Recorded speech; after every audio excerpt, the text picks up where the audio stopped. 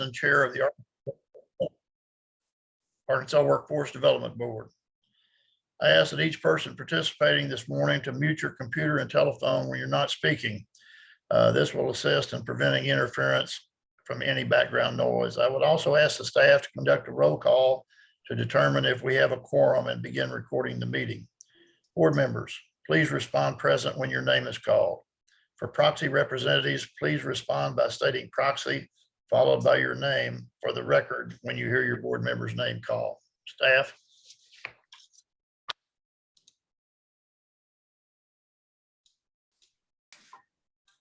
Chairman Thomas Anderson. Here. Present. Joseph Baxter.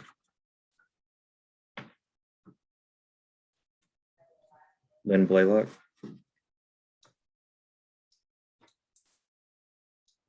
Karen Brashears. Here.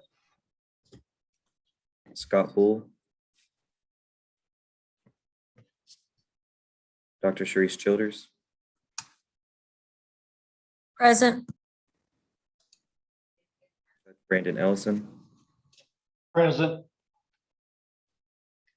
Randy Finnegan.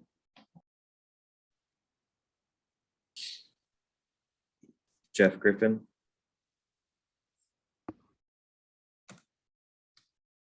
Randy Henderson. Present. Abby Houseworth. Present. Asa Hutchinson. Rebecca Ives.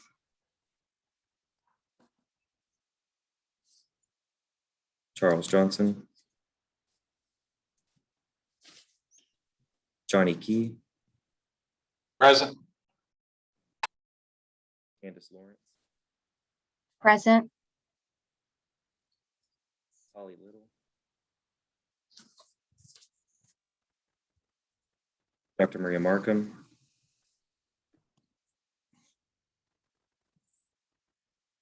Brian Marsh. Present. Dr. Trina Miles. Present. George Nunnally. Secretary Mike Preston. Present. Dr. Julie Roberson. I'm having trouble hearing. Did you call Julie Robertson? Yes, ma'am. I'm present. It's like you're cutting out on some of the names. Okay. Mary James Sanders. That's better. Present. Kelly Sharp. Present. Dr. Cassandra Stokes. Present. Robert Thorne. Present. Chairman, we have a quorum for today's meeting. Mr. Scott Bull, you can mark me as present. Thank you, Scott. Okay. As Joe Baxter, I'm present as well. Okay, now that the staff has confirmed that we have a quorum, I call this full board meeting to order at 10:03 a.m. on the 25th day of January 2022. I welcome the board members and guests. For the public who are dialed into the conference line, the Arkansas Workforce Development Board will provide an opportunity for this public to address the board later in the agenda before the announcements. Board, I'd like to draw your attention to agenda item number 1, the minutes of the October 19, 2021 meeting. You'll find the meeting minutes in your agenda book for review and approval. Sure everybody's had a chance to look at the minutes. Are there any corrections or additions to the minutes? This is Karen Brashears. I'll make a motion to approve as presented. Okay, the motion's been made to approve the minutes by Karen Brashear. Do I hear a second? This is Julie Robertson. I second. Okay, Julie, thank you so much. I have a motion and a second. Are there any questions to the motion? Okay, I'll now ask the staff to conduct a roll call to record your vote on this motion. Again, aye or nay or abstain when your name is called, and proxy representatives state proxy with your name when you hear your board member's name called.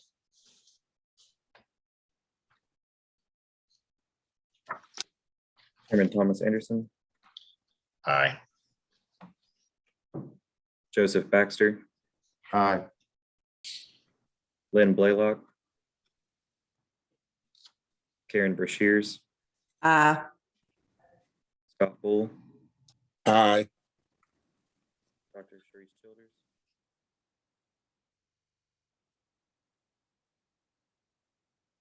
Judge Brandon Ellison, Aye. Randy Finnegan, Jeff Griffin, Randy Henderson, Aye. Abby Houseworth, Aye. Asa Hutchinson, Rebecca Ives, Charles Johnson, Johnny Key, Aye. Candace Lawrence, Aye. Holly Little, Dr. Maria Markham, Brian Marsh, Aye.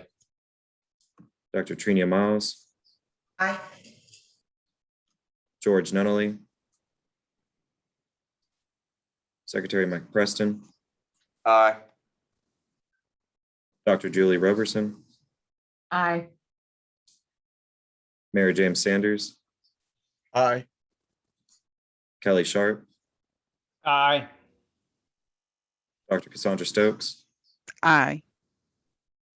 Robert Thorne. Aye.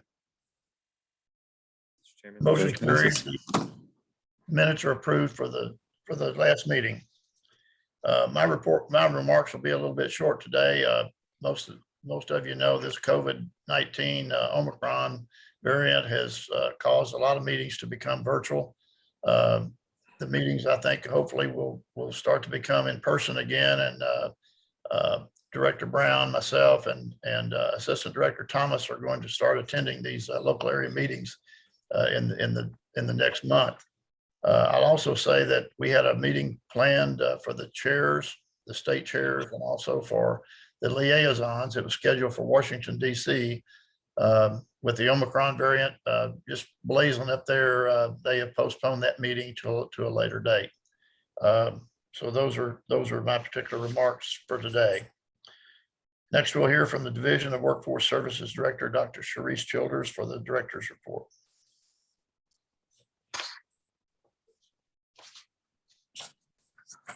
Good morning. Now bring to the attention Chairman Anderson that of the organizer or the host. Well, I didn't hear any names after Scott Bull. We had silence for a couple of minutes, so we want to give an opportunity for those individuals. I'm not sure who the names were after Scott Bull, but I know mine would have been after Scott Bull. Okay.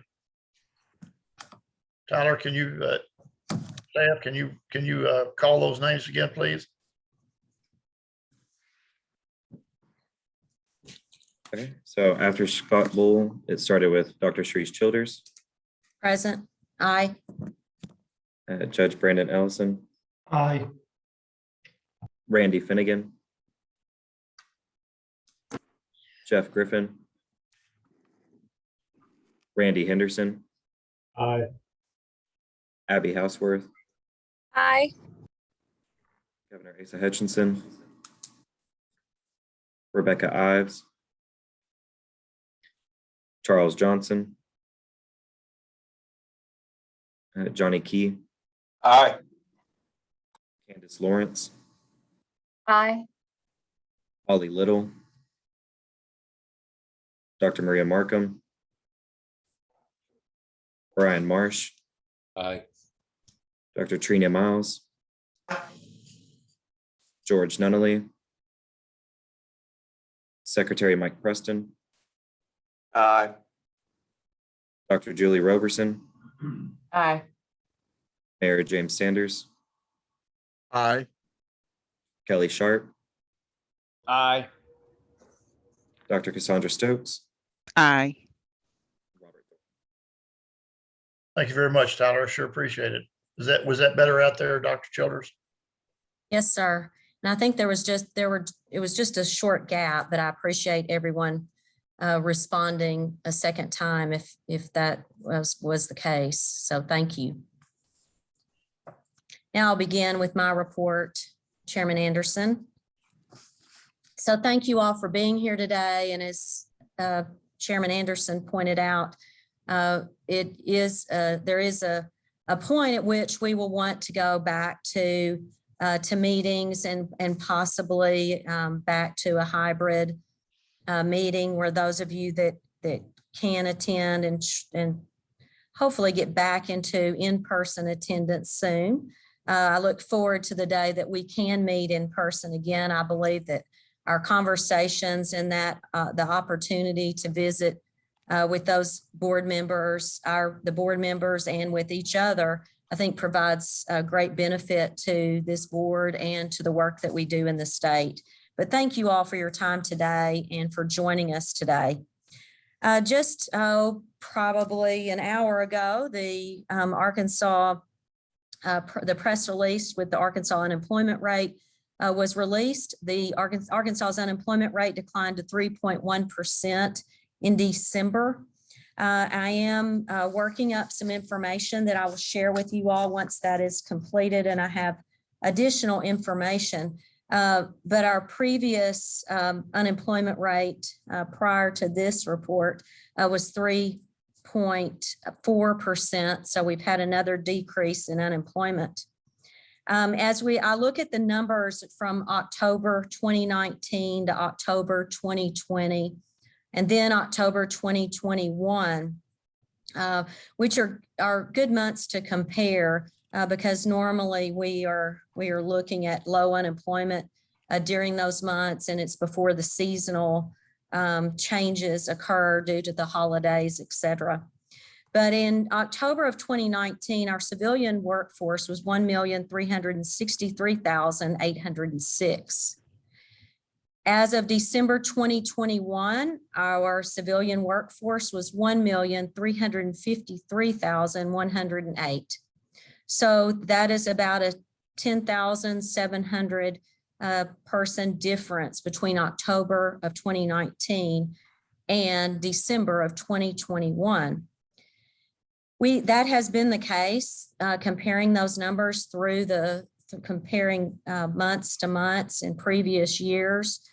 We aren't back up to what we were before the pandemic, but we're very close. What is important to note is that with our numbers in civilian labor force and employment, in October of 2019, we had 1,316,012 people. And in December of 2021, we had 499, excuse me. So we're looking again at about really less than a 6,000 person difference in employment. In unemployment, the difference in those numbers is about 5,000. So we have 5,000 fewer people in an unemployment status than we did in October 2019, therefore resulting in the 3.1% unemployment rate. What I have shared with you before and now is being shared nationally, and it's not just a situation that we have here in Arkansas, but it's across the country. The Great Resignation is the term that's being used. And you may have seen something on 60 Minutes. There was also something recently, an editorial talking about the Great Resignation. So in 2019, we were expecting that baby boomers would be retiring and we would lose a really large section of our labor market and labor pool. And so that happened faster than expected during the pandemic. Individuals chose to retire early, or they chose to retire when we would have expected them maybe to work a few more years. So they took advantage of that opportunity. We're also seeing challenges with transportation and childcare. And then we're also seeing a change in the the employer and employee relationship. So now the employee is driving the conversation. They are making the choice to not return to work for various reasons. And that, of course, is having an impact on employers finding employees.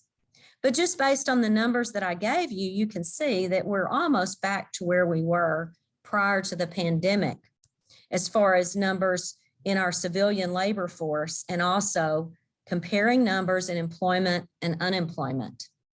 So the question really is do we have enough people to fill all of the jobs? Recently, there was a report that stated that for the number of people who are not employed, there are 1.5 jobs for each of those people.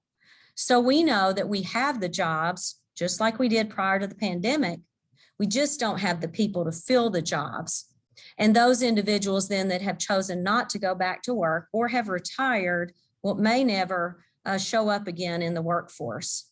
So we are looking strategically within the state, within our agency, and working across with our local boards, looking at how we can be creative in bringing some of the individuals that have not been considered as part of our workforce in the past, or not traditionally considered part of the workforce, to the workforce to get training, to open up opportunities for them to get the education that they need, whether that's through career pathways that's offered at most of, I think, 25 of our community colleges across the state. And then also through TANF funds and working with our local boards to coordinate our efforts to get the TANF recipients into training and then also into employment. Also, we're working closely with Arkansas Department of Corrections and Community Corrections in programs to assist individuals get back into the workforce once they are released.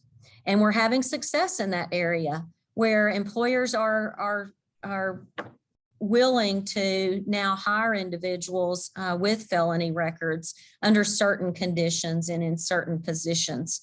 And we're looking at those opportunities and what training providers we have available to work with us, because we are looking at every opportunity to get those individuals that in the past have not had that opportunity, or we've not reached out to fill these jobs. So I appreciate any support that you have, any comments that you have.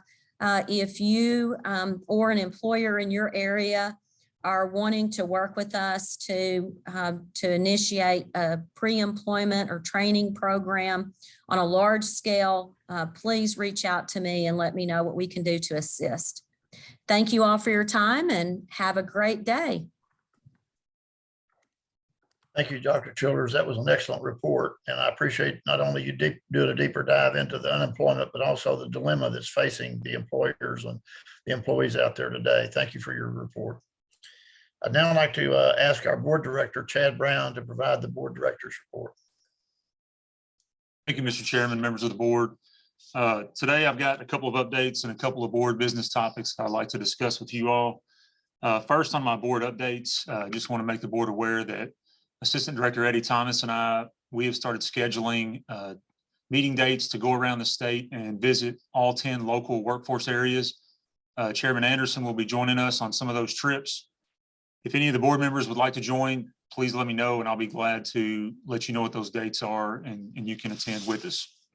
The goal of those meetings, we're going to attend the local board meetings, and the other goal is for Assistant Director Thomas, myself, and Chairman Anderson to sit down with the local board chair, the executive director, and the local board director, just to try to build a better relationship to see how we can work better with the local boards. And so we've been scheduling those dates. We've got 6 scheduled so far. We met with Western in December, which you will hear from Mr. Williamson and Ms. Grist later on in the agenda. And we're trying to nail down dates for the last 4. So that's one thing that we're working on. Next, I'd like to bring to your attention that the board Facebook and Twitter accounts are up and running. After the last board meeting, 2 board members requested a recording of the Zoom meeting. However, that file was so large, we couldn't email it. So one thing that we have done is we have created a YouTube page for the board. And every board meeting from here on out will be on that YouTube page. Next, a couple things for board business. I want to remind you guys about your financial disclosure. I know you've received 2 or 3 emails from me. That is due January 31st. On the calendar invite, I gave you a fax number. You can email it, you can mail it. If you mail it, you're going to have to do that pretty quick. What I'm going to do is I'm going to walk those up to the Capitol on January 31st. So if you can get those to me and you would like me to do that for you, I will be welcome to do so. Lastly, I'm going to piggyback on kind of what Dr. Childers talked about when it comes to community correction. Over the last 3 or 4 months, I go to their probation officer academies, and I teach a class on what services DWS has to offer around the states. And I try to encourage those new officers to meet with their local boards and get to know those individuals and build those relationships so they can understand what services there are and what's offered in their areas around the state. That'll help offenders get employed. That'll help offenders get job skills and any assistance they need. So Director Bradshaw has allowed me to do that, and I want to thank him for that. Mr. Chairman, that concludes my report. I'll be happy to answer any questions. Are there any questions for Director Brown? Thank you very much for an excellent report.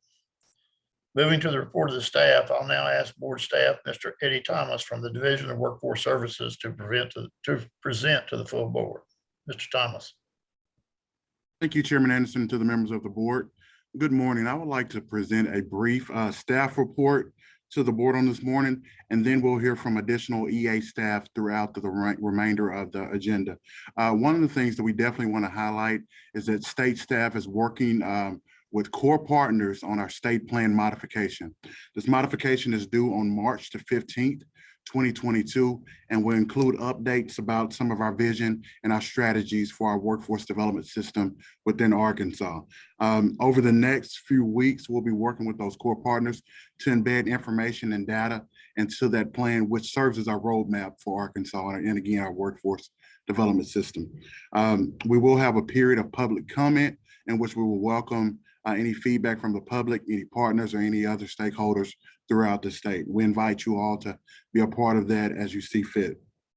Finally, again, that deadline will be March the 15th, and we'll have that submitted from there.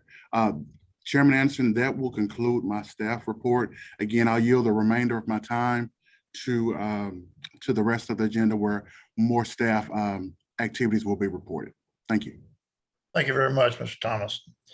Next on the agenda, Director Brown will provide an explanation of the differences between a stipend and expense reimbursements. Director Brown. Thank you, Chairman. I just want to make the board members aware of their options. So I know you guys probably know this already, but there's a difference between a stipend and a reimbursement, and you guys have the option for both. So next on the agenda, you will vote on your stipends. That's completely different than travel reimbursement. For example, if somebody in Southern Arkansas wants to attend a local board meeting in Northern Arkansas, you can potentially get travel reimbursement for mileage, meals, lodging. The only thing that I ask is before you do that, please reach out to me so I can make sure you fall under the correct regulations. But I just wanted to bring that to your attention and clarify the difference between the two. So Chairman, that's all I've got. Thank you. Okay, at the first meeting of each calendar year, Arkansas law allows boards and commissions to approve member stipends. Director Brown will present this agenda to the agenda item. Director Brown, do you have anything else on the stipends? No, sir, I do not. Okay, I'd like to entertain a motion for the board to approve the stipends for 2022. Do I hear a motion?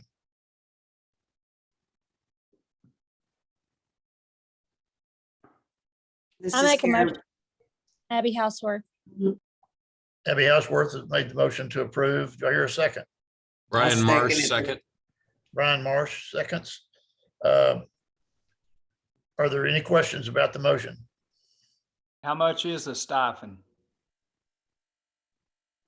By law, the stipend is up to $110 Okay. for each. Let me clarify. It's up to $110 for each full board meeting or its committees. Thank you. Any questions? Okay. There's been a motion made and seconded. As a reminder, if you're a board member that's joined late, please let us know that so we can properly document your attendance. I'll now ask the staff to call a roll. Board members respond by aye or nay or abstain. And then if you're a proxy member, please state proxy followed by the name of your board member. Staff? Thomas Anderson, Aye. Joseph Baxter, Staying. Lynn Blaylock, Aye. Karen Brashears, Aye. Scott Bull, Aye. Dr. Sharice Childers, Aye. Judge Brandon Ellison, Randy Finnegan, Jeff Griffin, Randy Henderson, Aye. Abby Houseworth, Aye. Governor Asa Hutchinson, Rebecca Ives, Aye. Charles Johnson, Johnny Key, Aye. Candace Lawrence, Aye. Holly Little, Dr. Maria Markham, Brian Marsh, Aye. Dr. Trina Miles, Aye.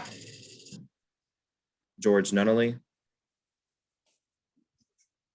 Secretary Mike Preston, Aye. Dr. Julie Roberson, Aye. Mayor Jabens Sanders, Aye. Kelly Sharp, Aye. Dr. Cassandra Stokes, Aye. Robert Thorne, Aye. Motion carries. Thank you very much, Tyler. In the past, board members have requested clarity regarding the WIOA program's policy process, specifically which WIOA program policies require board approval and which policies can be implemented by ADWS. Next on the agenda, Director Brown will discuss the process for policy development and approval. Director Brown.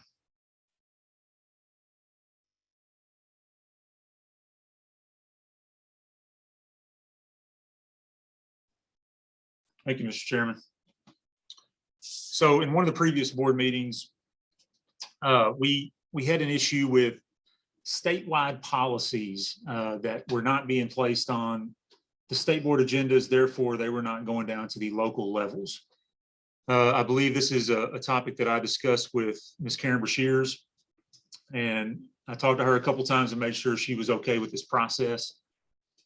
So one thing that we're going to do is we're going to put statewide policies that affect all local areas on the state agenda. So therefore, those can trickle down to the local areas. What we are not going to do is put on the agenda those policies that don't affect the state as a whole. For example, if Dr. Miles or Cassandra Williams, if they have a policy that strictly relates to their division, that's not a statewide effort. So those will not be included on the state board agenda. So just want to make that clarification. But going forward, those policies that will affect the state as a whole, those will be on the agendas from here on out.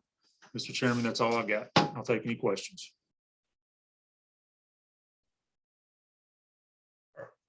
Are there any questions for Director Brown? I just have a comment, if I may, Chairman Anderson. Okay. Just to clarify, Mr. Brown, these will just be for informational purposes. It will not be for a vote by the state board. Yes, ma'am, that's correct. They'll be on the bottom of the agendas, but they will not be action items and they will be informational only. Thank you. Thank you very much. Thanks for that clarification. Any other questions? Thank you very much, Director Brown. Due to the COVID pandemic, the U.S. Department of Labor conducted a series of nationwide recovery readiness assessments with states and local workforce areas. Assistant Director Eddie Thomas will present information related to Arkansas's participation in this project. Thank you, Chairman Anderson. Included in your packet is the report that Chairman Anderson mentioned or referenced. Included on the report, you will find the United States Department of Labor's findings on Arkansas's readiness for COVID recovery and reemployment. During the consultations, DOL met with state staff as well as 5 local workforce development boards to assess the areas in 24 different components. These components consisted of everything from service delivery, capacity to manage an influx of funds, local boards, technical assistance, subawards and contracts, UI and reemployment, and several other areas. DOL's findings revealed that Arkansas is ready for COVID recovery and reemployment with 2 areas of concern or 2 areas that needed technical assistance. One was the use of technology and service delivery, and the other was outreach. We're working currently with DOL and with the local workforce development boards to address these areas, but included in your packet and included in the report are details of these consultations. I'll be happy to entertain any questions. Any questions for Mr. Thomas?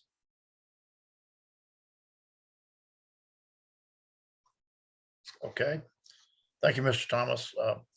Hearing no questions, next on the agenda is Program Operations Chief Elroy Willoughby, and he will be continuing the discussion from the last board meeting regarding the recommendations contained in Arkansas Workforce Systems evaluation that was conducted by the University of Arkansas.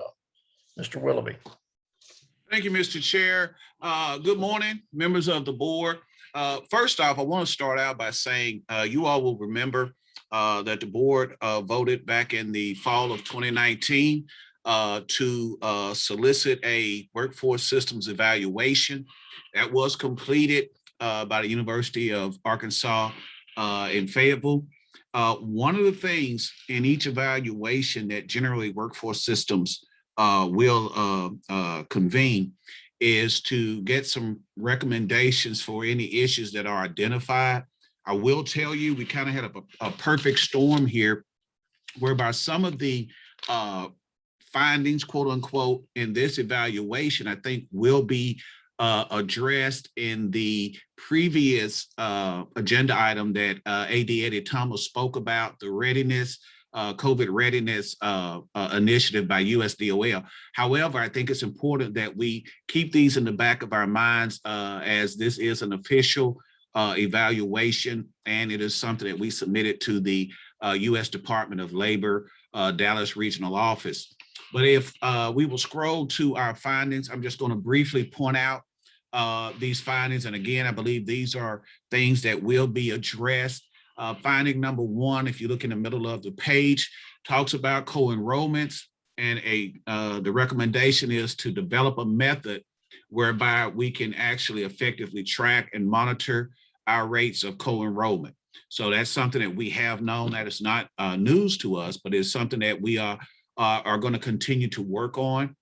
Moving down to finding number 2, you will see there was a wide disparity between the number of partners contained on list in 3 of our local workforce areas. Again, that is something that we are working with our locals on to make certain that we, in each geographical area, that we have a good lay of the land, if you will, and know what other program providers are out there that can provide services to our participant population. Finding number 3 talks about the business survey results. There were some issues based on the results of those surveys. Again, not news, but one of the things you want an evaluation to confirm, for lack of a better term, confirm what you already think you know. So we knew that we had areas of improvement in this area. However, please remember, that part of these customer satisfaction surveys, they were completed as the state and the WIOA core and non-core partners were dealing with the COVID pandemic. So we do believe, and I believe somewhere in this report, it is mentioned that some of these responses on some of these surveys were impacted negatively by our efforts to address the COVID pandemic. Okay, and the same for finding number 4.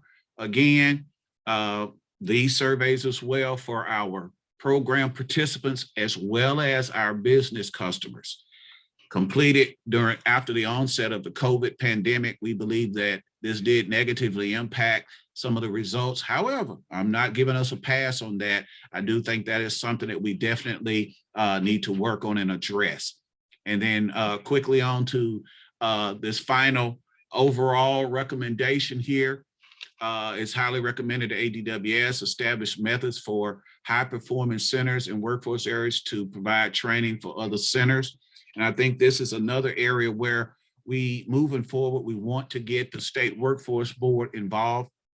You know that the workforce board under federal law, it has approved a one-stop center certification methodology. However, that document does not necessarily include any methods to identify a high performance center. So that's some work that in future meetings, be it the full board itself or whatever committee the chairman deems necessary, that is something that we will want to work on and work towards.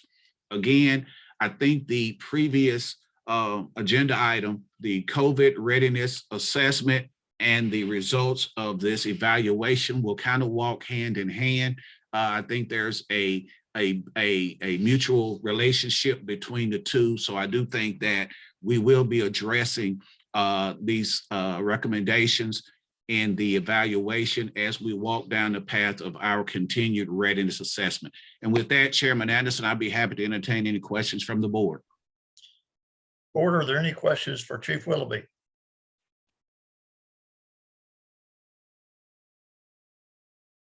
Thank you very much, Mr. Willoughby. We certainly appreciate that. Let's continue to evaluate how we responded during COVID, and hopefully we can offset some of these issues that we have if we ever have another pandemic, or if the pandemic gets worse, we'll be prepared, more prepared than what we were. Yes, sir. Thank you, Mr. Chair. Agenda item number 7 is an action item. In accordance with WIOA law, states are required to use a portion of their statewide funds to carry out additional activities that specifically benefit youth. Arkansas has traditionally allocated funds to local workforce areas with high concentrations of eligible youth. Assistant Director Eddie Thomas will present this action item to the board, and then we'll vote on it. Thank you again, Chairman Anderson. As Chairman Anderson stated, we'll focus on the WIOA high concentration of eligible youth in front of you. The purpose of this award is to award funding for assistance to the local workforce development boards for eligible youth found in WIOA law, Title I, Section 129. These funds provide additional funds to those local areas to carry out some of the services that are described in WIOA law. At this time, I'll invite Grants Manager Shallon Bogart and Doss Burgess to present this information to you. Shallon and Doss. Thank you, AD Thomas. Each year, AWDS provides additional funding to qualifying local workforce development boards to assist with their WIOA youth programs. And we call this the WIOA High Concentration of Youth Funding Assistant Grants. Can we go to the next slide? The purpose is to award funding for assistance to local workforce development boards for eligible youth found in WIOA law, Title I, Section 129. Eligible youth are defined as individuals 16 to 24 years of age who are considered low-income persons and who have one or more of the following risk factors. Next slide. These are the risk factors that we look at. These 4 areas. Next slide. And this is our sources where we pull the data from, as you can see here. Next slide. And I'm not going to go through, for the sake of time, I'm not going to go through the calculation. Next slide. Next slide. There we go. We propose that any area that has a weighted percentage of eligible youth as compared to its overall population that is equal to or greater than 23% will be deemed as having a high concentration of eligible youth for the purposes of the funding formula. Next slide.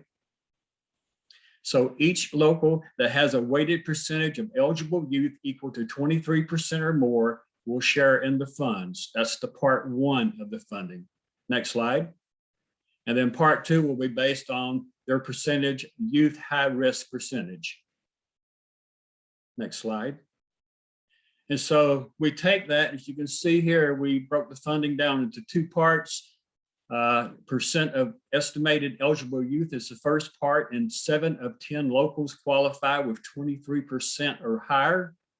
And to the far right over there is their portion of the first 100,000. The second 100,000 is broke down by barriers per participant. There's the 7 qualifying the same locals, and there's the amount that they qualify for. Next slide. And just to summarize, so we're proposing to award $200,000.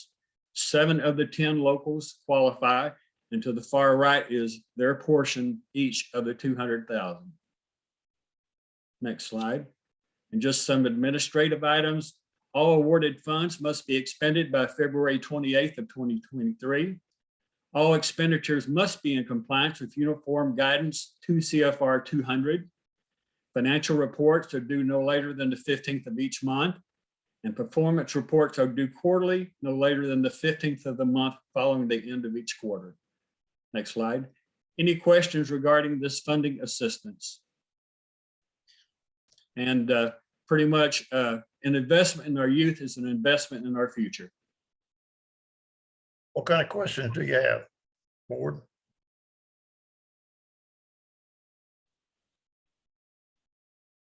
Very nice presentation, very succinct, very to the point. I would entertain a motion to approve this agenda item. Do I hear a motion? Mayor Sanders, Blyble, so motion. Motion's been made. Do I hear a second? Lynn Blaylock, Warren. Second. Okay. I would ask the staff to call the roll to record your vote. Board members respond by aye or nay or abstain. Proxy members again respond by proxy followed by the name of your board member that you're representing.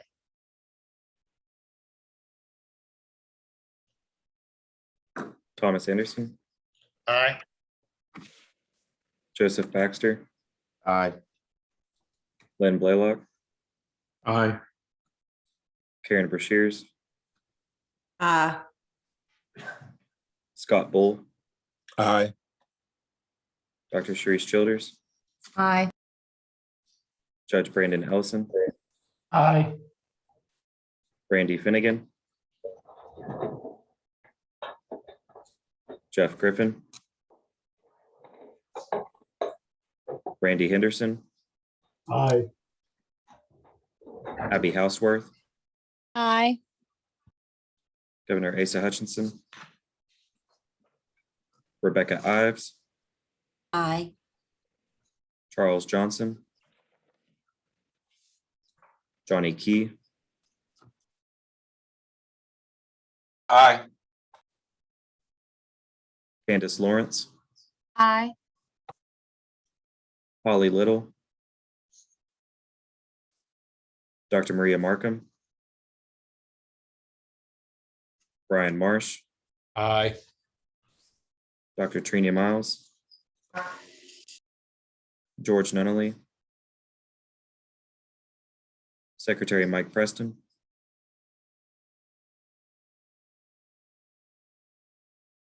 Dr. Julie Roberson, Aye. Mayor James Sanders, Aye. Kelly Sharp, Aye. Dr. Cassandra Stokes, Aye. and Robert Thorne.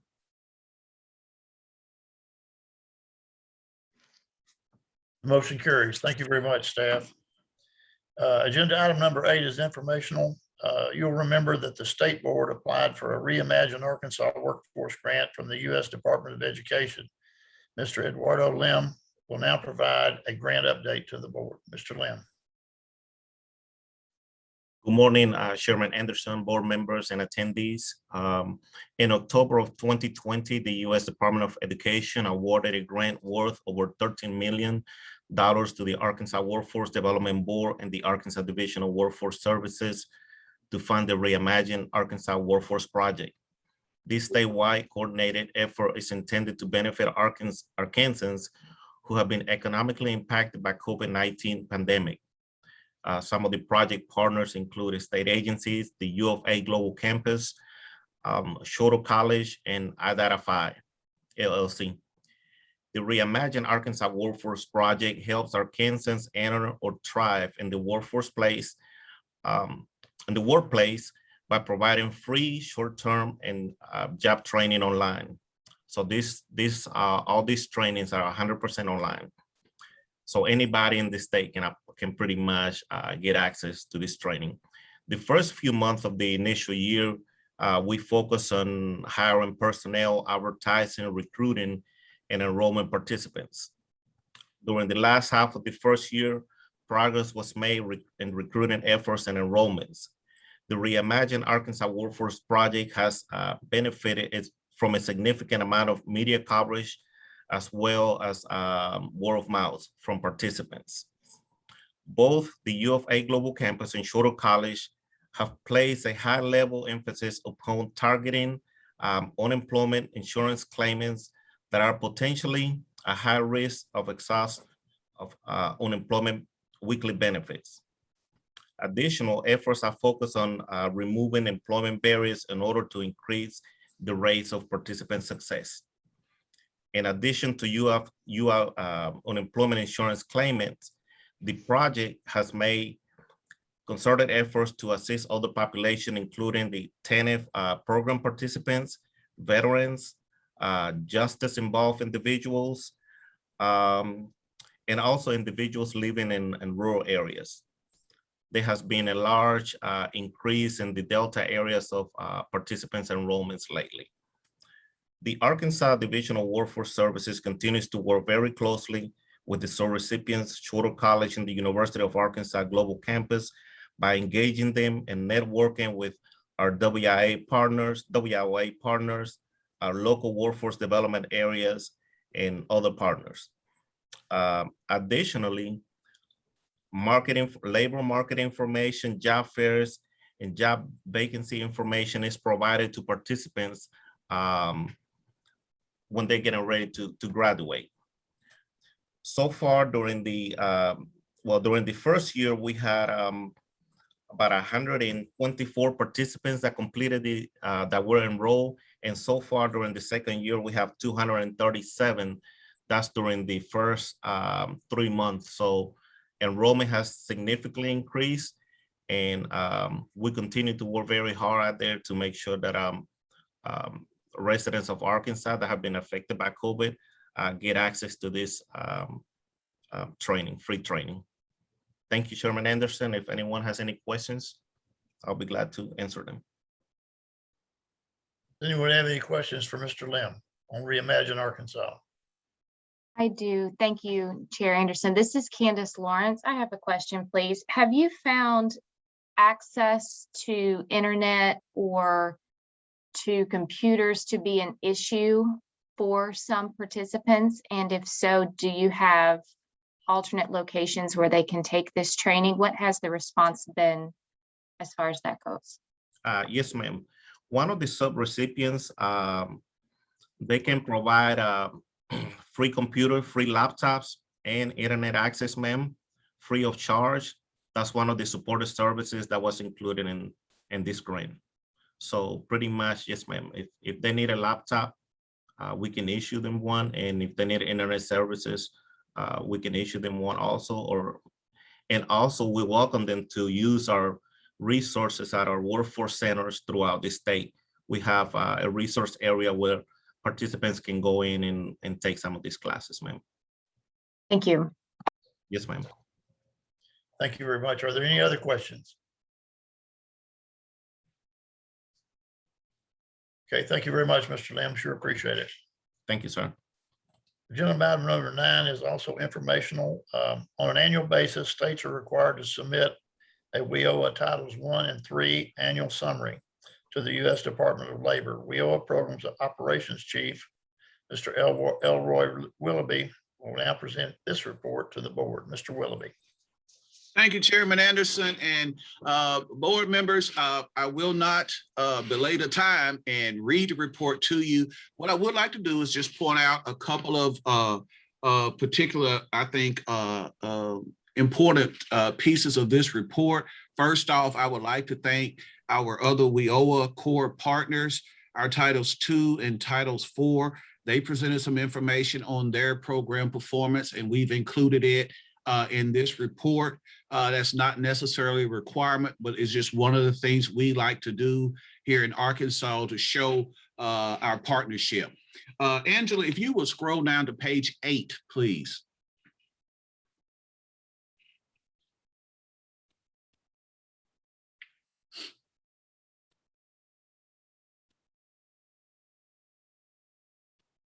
Okay, all righty. One of the new things that we included in this particular report, the USDOL asked that we would include some mention of the impact of the COVID-19 on our state workforce system. So we added that in letter G, and that particular section talks about some of the remote and virtual technologies that we use to continue to provide services to our program participants.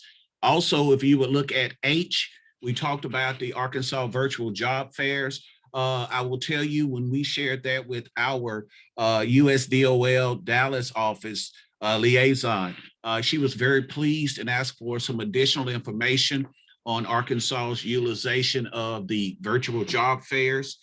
Next page, page 9, please.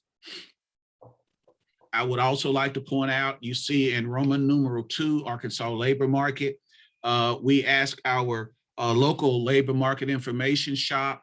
They released their 2021 LMI and economic report in September of 2021, and it provided some insights into the impact of COVID-19 upon the state.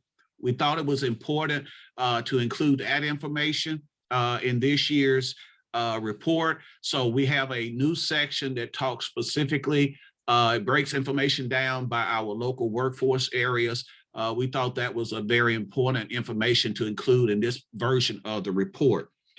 Page 11, please. Okay, you heard me mention evaluation earlier on the agenda.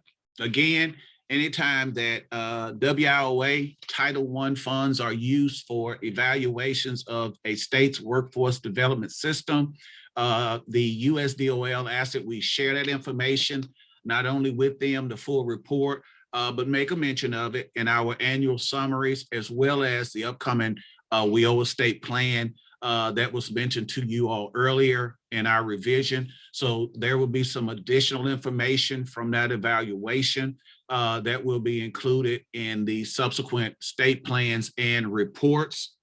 And now if you go to page 14, Angela.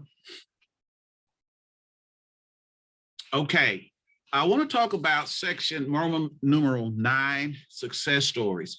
This is something that is rather new. We thought with all that was going on with the COVID pandemic and the state workforce system having to be flexible and kind of shift the way we deliver services, we've included a number of success stories. I think we have 14 from each one, at least one from each of our 10 local workforce development areas. And I would ask, as you have time, members of the board and staff, as well as the public, take a look at these success stories. This is really why we do what we do. I think this brings home the point of why the workforce development system exists. There are some very heartwarming stories in here. Like I said, we put as many as we could without going over the 25-page limit. but please know that as the COVID pandemic has been going on, our federal DOL office in Dallas has been asking AD Thomas to submit on behalf of Arkansas quarterly success stories. We have a wealth of great stories that show what impact the workforce development system has on our fellow Arkansans' lives. So with that, Chairman Anderson, I'll be happy to respond to any questions, but I just wanted to kind of point out some highlights, what I thought was important for the board to hear. Thank you, sir. Thank you very much, Mr. Willoughby. And thank you for pointing it out in such a succinct method. I really appreciate that. And always those success stories always warm my heart and make me feel very proud to be on this board. It always touches me to hear those participants talk about how important our job is. Are there any questions for Mr. Willoughby? Thanks again. Sure appreciate it. Yes, sir. Moving to agenda item number 10, as our agenda permits, we like to hear from our local workforce area development areas. It's always a highlight for me to hear from what the local areas are doing. So next on the agenda is the Western Workforce Development Area to provide an update on their activities. And today we have Executive Director Sasha Grist and WIOA Director Dennis Williamson. I'll turn the program over to them. Thank you. Good morning, board. How are you today? We appreciate the opportunity to visit with y'all and appreciate your time this morning and allowing us to visit with you. I am Dennis Williamson and Sasha Grist is the Executive Director for Western Arkansas Planning and Development. And we administer and are the fiscal agent for the Title I program in Western Arkansas, the 6 counties. So let me hop into it. As we've talked several times, as y'all have brought up, in the last 2 years, it's been pretty challenging. This pandemic has made things look a lot different than when we were March of 2020. We continue to work hard to meet our mission of helping those that having barriers to employment. So I want to talk about a couple of things that we have done differently, and then how you as a state board can help the local areas to better affect the programs that we run. So last year during COVID, we met with one of our local high schools, Magazine High School, and together we worked to put together what was called a student-driven job fair. The way this fair worked was in reverse of your typical job fair. So the students became the presenters. We had students positioned at tables throughout the gymnasium in the school. We helped them build profiles, and collaboratively, we worked with other partners to help these students be prepared. So we taught them interview skills. We worked with them on resume building and profile building. We taught them how to interact with people, business folks, professionals, when they came up to visit with them during this fair. So eye contact, smiling, completing sentences, asking questions. And I want to recognize a couple of partners that were really critical to this with us. We worked with the local CTE coordinator, the Career and Technical Education Coordinator, Jennifer Turner. She helped us to really connect to the high schools. Also the superintendent, Beth, at the Magazine School was really the one that kind of brought this to light for us. And by us having met at a local Chamber of Commerce meeting, that's where this all hit off. And I mention that because collaboration is what really made this event different. That's what really helped us to make this the great project that it turned out to be. Just to give you some highlights, we had 33 graduating seniors. We did this in May of last year. We had 33 graduating seniors that manned tables. We had to social distance, of course.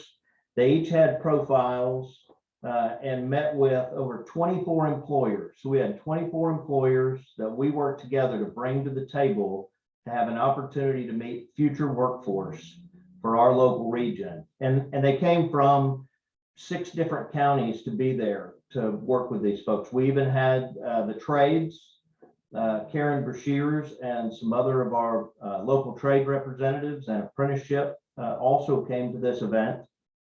So of the 33, it was 4-hour event, 4-hour event.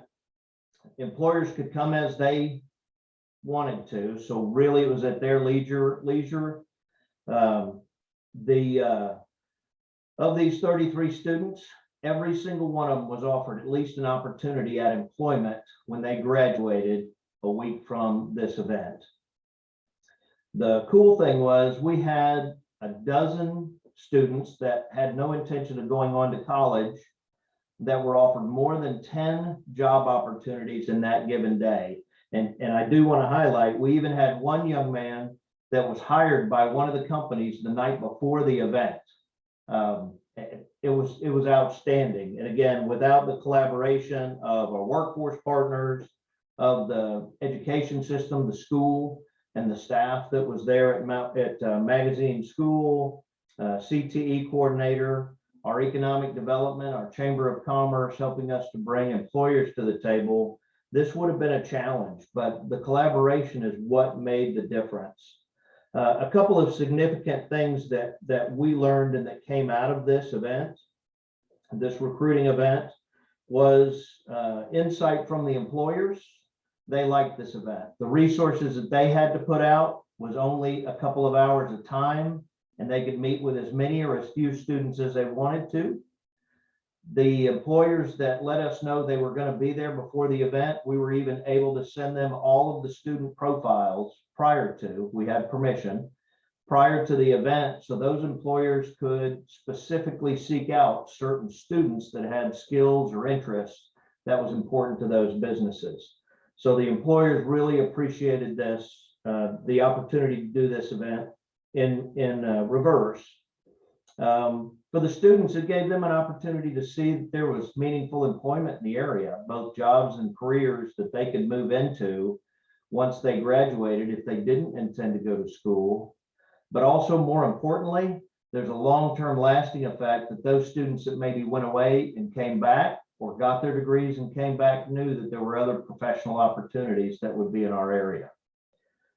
From this, one of the things we've determined is we're going to roll this out at large in our 6 counties. We're currently working with the 21 schools that we have here, and we are setting up times to help all of them to do these events. We will bring economic development to the table. We'll bring more education side to the table, and certainly, most importantly, employers. And I bring that up because that's where you as a state board member can definitely help us to make an effect and make a difference on getting employers to the table at the local areas. So as you get to know your local workforce board, if you'll work with them when they have events like this, it's really helpful to bring just more employers to the table. As we roll this out in our local area, we are hopeful that in this coming season that we can have as many as 30 to 50 employers at each of these schools so that they can take advantage of a ready job pool. As Director Childers mentioned earlier, we have a serious lack of people. It isn't just the skills, it really comes down to the people, and this is an opportunity for employers to see them firsthand. If it's okay, I'd like to let Sasha, she wants to mention a few words here, and then we'll kind of cover a couple other things. Sure. I want to thank you all for this opportunity to give an update on Western. And I wanted to provide just a few suggestions of ways I thought that the local or state board could help us with our goals. As a state or local board member, I feel like you could assist the local boards by advocating to your networks and agencies around the state to participate when opportunities like this are happening. It's also helpful and encouraging if you ask local staff or board members about events going on in your area, on things that you may be able to help us promote. Also, to help stress the importance of the collaboration, like Dennis has been talking about, that collaboration and partnership on the type of events that are going on. I'm also asking what partners are being included and offer suggestions if you know someone that could advocate or add value or improvements on the local or state events that are occurring. Really, it's just to be involved, to know what we're doing and be able to get partners that you think would be able to help us further our mission. And along those same lines, you know, I know and have had the opportunity to meet with several of you as state board members, and we've had different discussions. I always appreciate when Mr. Anderson gets to come visit us at our local board meetings. And again, Chad and Eddie both had the opportunity to come see the engagement of our local board. And I am blessed, and we are fortunate to have a very engaged board and engaged elected officials. They care what's going on, they care what's happening, and they understand the value of what we produce from workforce to the system. It's not glamorous what we do, right? It's kind of hidden and it's always under pressure, but the reality is it's critically important. We're helping those individuals that, quite frankly, very few other organizations can assist. So I would, again, to reiterate Sasha's point, inform your network, use your status and influence. You guys are agents appointed by the governor, and that carries weight, both to, you know, question the local and state agencies, question us, your workforce board, and help us to find efforts to collaborate with as many agencies as possible, not just workforce agencies, but economic development and other community-based organizations. Ask for or offer suggestions. Again, you know, how you can affect and how you can make happen, how you can make things happen for us is really by just getting involved, understanding the programs and projects we have going, and how to collaborate them with the state. I do want to share a challenge that we have. Again, we're all facing COVID, and the pandemic affected us. You know, it's been affecting us since 2020. And speaking with employers recently throughout the region, I met with several employers last week, and to a company, they were 10% plus down in current staffing. Not that they were short staffed, they were out sick as well. So the problem is being compounded not only by a shortage of people, but also by the pandemic and illness and absenteeism in and of itself. You know, schools were out, they were virtual. I think we have several schools here that are virtual again this week. And there's a lot of fatigue. All professions, especially the medical profession, the fatigue is becoming critical, and this thing's not going away anytime soon. So we need all the help we can get. Our participant numbers are affected just like everyone else. We've seen roughly a 30% drop in our participation.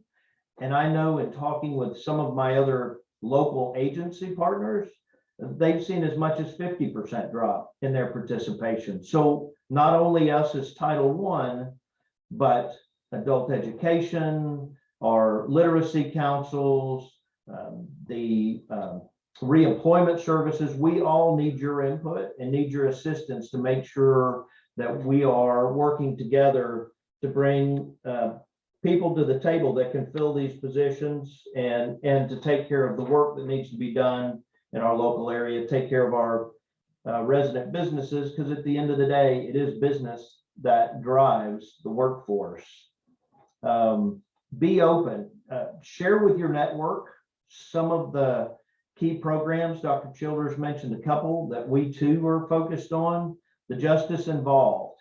Ask your network to be open to discover how they can employ folks that maybe would have been marginal in the past, whether it's folks that are coming out of homelessness or aging out of foster care. Again, the Justice Involved system. These are all critical opportunities for us to work together.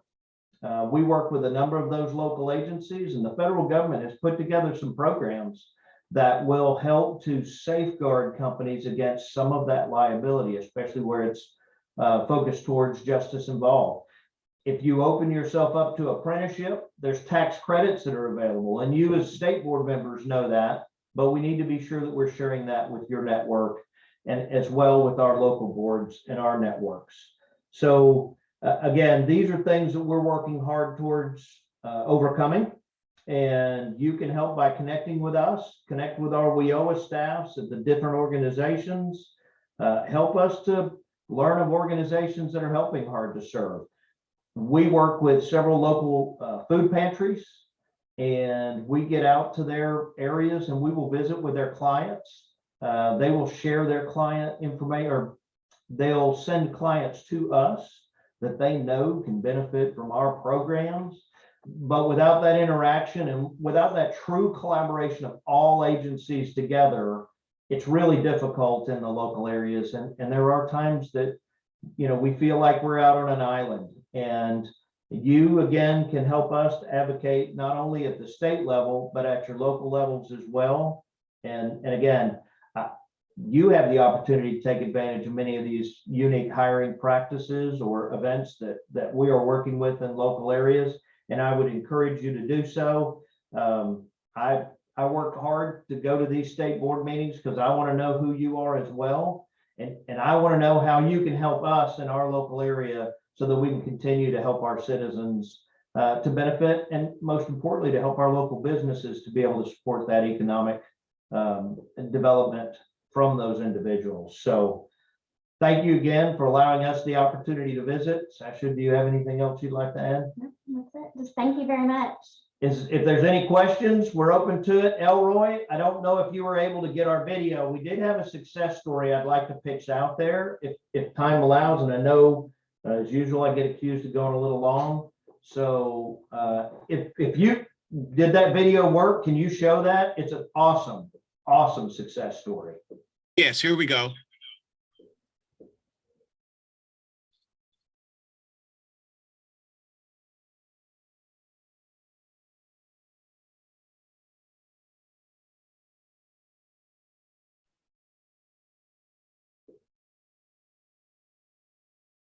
Unfortunately, we don't have sound. All right, but that's okay. I'd stop it then. And here's what I'll share with you. As the board, if you'll give me a minute, I would encourage you, if Elroy will send that link out to each of you. This is a young lady that was English second language. She's in one of our very rural schools.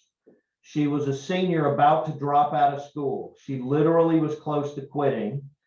She came to us through a visit that we went to the local high school and were able to encourage her to join our program. She did work experience with us at a local nursing home because she had an interest in medical. She did actually quit school while she was working with our employer, and the employer was so invested and excited about this young person's involvement in her work that they encouraged her to finish high school. Lo and behold, she did. She graduated. Not only did that employer hired her as a CNA when she completed her CNA program, got her certificate. They made her lead CNA because she was so sharp. And now we're trying to figure out how to get her to LPN because they're that interested. That's what our programs can do. They're not all glamorous and exciting, but they make an absolute difference in a person in crisis life. So thank you. Appreciate it. Thanks, Elroy. Any questions? Are there any questions? Or anything I can do for you at any time? Well, Ms. Grist and Mr. Williamson, thank you so much for that excellent presentation. It's always encouraging, particularly when you can expand and scale your program to 20 additional schools from that first school that you started with. And also, we'll put that video out on the website so the board members can watch it. I also appreciate the fact that you spent some time encouraging our board members and educating us as to what we can do to help you on a local area basis, because that's why we exist, is to not only to look out after the 10 workforce areas, but also to help you in any way we can. So we really appreciate that information. Thanks again for being here. And it is always a pleasure to come up. You do have a good board and you have a good board meeting, and I always enjoy coming up. So thank you for your invitation, and I look forward to seeing you again soon. At the first meeting of each year, there's always plenty of administrative forms for each board member that we must complete and submit. So the next item on the agenda is Mr. Tyler Gibbons, who's going to discuss these forms and let us know what we need to do to get this paperwork completed. Tyler? Thank you, Mr. Chairman. Good morning, everyone. So you should have received the administrative forms and the calendar invite from Director Brown for today's meeting, as well as the update email that he sent out with the appropriate attachment of forms in the agenda. Please make sure they've all been filled out and are sent to either Director Brown or to me to process. Included in this is the financial interest form, which is due by January 31st, so by next Monday. If you would like, Director Brown and I can take the form up to the Capitol for you, so long as you've submitted it in time. We recognize some of the forms may contain personal information, so you might not feel comfortable submitting them via email. So you can fax it to Paula McGill here in the director's office. Ultimately, whichever you feel most comfortable doing, so long as you submit them to us in time. If you do have any questions or concerns regarding any of these forms, please don't hesitate to reach out and we'll be happy to assist you. Thank you, Mr. Chairman. Tyler, I just have a quick question for you. If you've already completed the W-4 and you also completed a direct deposit, do you have to do that again for 2022?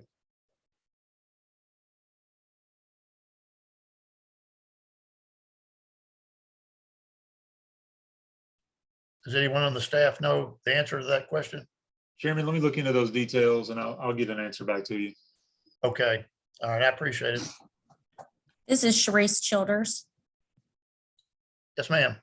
I think that it's safe to say that if nothing has changed, they would not need to resubmit a new form.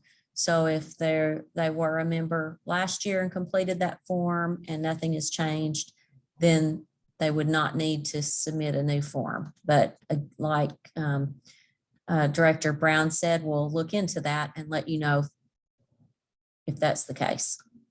Okay, thank you very much. That's kind of what I thought, but I just wanted to ask that question. Are there any other questions? This is Candace Lawrence. I do have one additional question. If some of the forms are not applicable, such as a proxy form, do we need to fill out all of the forms regardless, or just the ones that are applicable?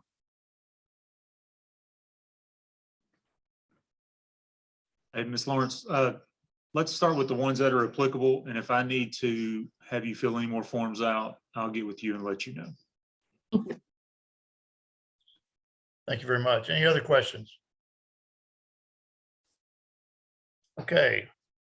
We agreed that we would keep a standing agenda item for members to engage in discussion of topics of interest at each meeting. So the first topic I'd like to introduce for discussion is how each of you would like to carry out our meetings moving forward. Is it the full board's preference to continue the meeting on site and with virtual attendance? What are your thoughts on that?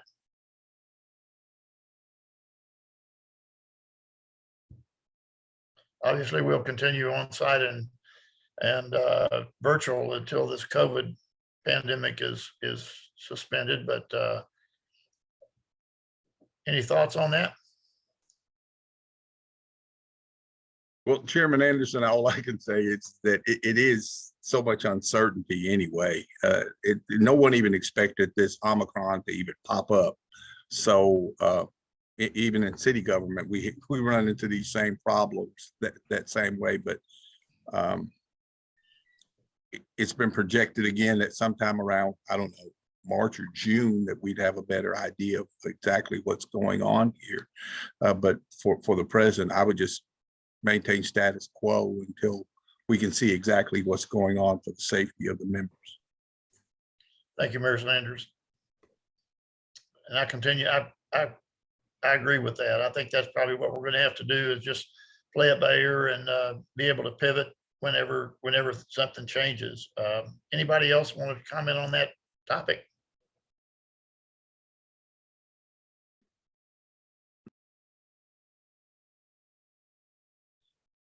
Okay, the next topic I'd like to introduce is to see what the full board's idea or interest is regarding starting up the board committee meetings If so, would they be, I guess they would be virtual until we got the Omicron out of the way, but what are the committee chairs' thoughts on that? Abby and Karen?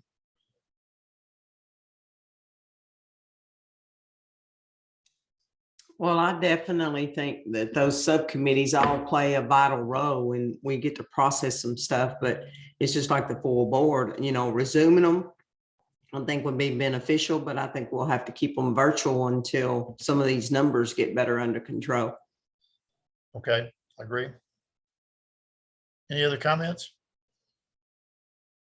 This is Trina. I agree with Karen. I think having the subcommittees are definitely vital. I think we can use those as work groups to help move us further along versus us meeting once a quarter with a full agenda like we had today. But I would like for us to go back to resuming having some virtual committee meetings until we're able to meet back face to face. Okay, thank you, Dr. Biles. You're welcome. Any other comments? Okay, does anyone have anything they'd like to add, or are there any other items the board members would like to bring before the full board for discussion at this time?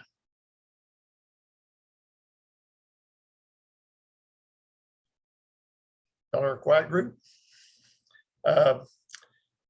Next, as I promised at the beginning of the meeting, I'd like to open the floor for any of the public listening. If anyone would like to address the full board, now is your opportunity. So if the staff could open those phone lines and any of the public wants to comment to the board, please do so at this time.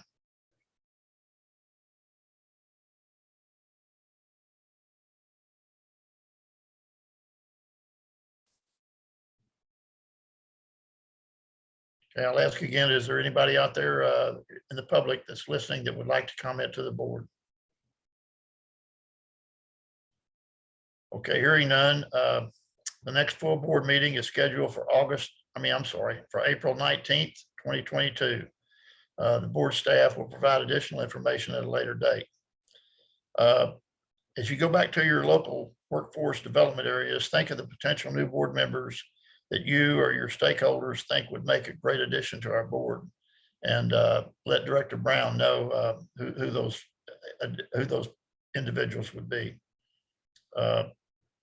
I'd like to thank everybody for their participation and for your patience today. Thank the staff for a well-run meeting. We didn't have any technical difficulties today, so thankfully for that. Is there any other business to come before the board? If none, then I'd like to hear a motion to adjourn. Lynn Blaylock from Warren. I move we adjourn. Yeah, do I hear a second to adjourn? Robert Thorne, second. Motion's been made and seconded. Is there any discussion on the motion? Then I'd ask the board staff to call the roll about adjournment, please. Thomas Anderson, Aye. Joseph Baxter, Aye. Lynn Blaylock, Aye. Karen Brashears, Scott Bull, Aye. Dr. Sharice Childers, Aye. Judge Brandon Ellison, Aye. Randy Finnegan, Jeff Griffin, Randy Henderson, Aye.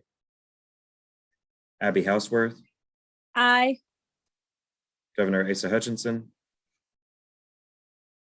Rebecca Ives, Aye. Charles Johnson, Johnny Key, Aye. Candace Lawrence, Aye. Holly Little, Dr. Maria Markham, Brian Marsh, Aye.